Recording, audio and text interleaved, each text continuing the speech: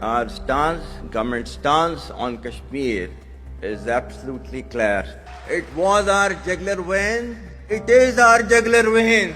We will not forget it. इंशाअल्लाह गोलियों की बुछार से हम तुम्हारी गर्दनों को भी काटेंगे और शहादा की कुर्बानियों की लाज रखेंगे। Lashkar-e-Taiba, TRF, these are just names.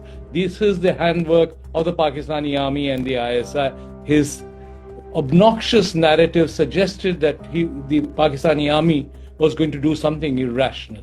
The recent terror attack in Pahalgam came in the shadow of deeply inflammatory remarks by Pakistan's Chief of Army Staff General Asim Munir. In a speech delivered just weeks earlier, Munir had reaffirmed what he called Pakistan's eternal stance on Kashmir, invoking the now outdated jugular vein metaphor. He didn't stop there. Munir doubled down on the ideological framing of Kashmir by resurrecting the two-nation theory. His words, Well, our forefathers, they thought that we are different from the Hindus in every possible aspect of life. Our religion is different. Our customs are different. Our traditions are different. Our thoughts are different. Our ambitions are different. That was the foundation of the two-nation theory that was laid there. That we are two nations. India didn't hold back. Responding to Munir's comments, MEA spokesperson Randhir Jaiswal said the only matter pending with Pakistan is for it to vacate the territories it has illegally occupied. And we will not leave our Kashmiri brethren in their heroic struggle, what they are waging against the Indian occupation. Munir's reference to a heroic struggle echoes the decades-old strategy of outsourcing military objectives to non-state actors.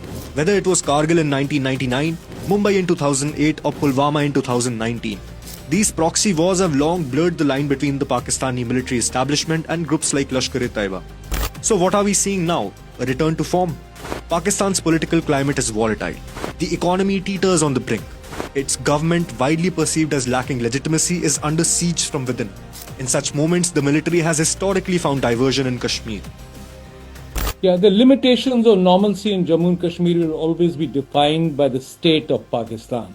Pakistan today is in deep turmoil, and as long as it is in deep turmoil, it will try and create a turmoil in India, or at least in Jammu and Kashmir.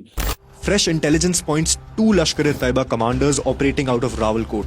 One of them, a man known as Abu Musa, delivered a fiery address on April 18, calling explicitly for violence. मैदान मुजाहिद का है, जरा करके देख, इंशाअल्लाह गोलियों की बुछार से हम तुम्हारी गर्दनों को भी काटेंगे और शहादा की कुर्बानियों की लाज रखेंगे। Such statements are not spontaneous, they are strategic.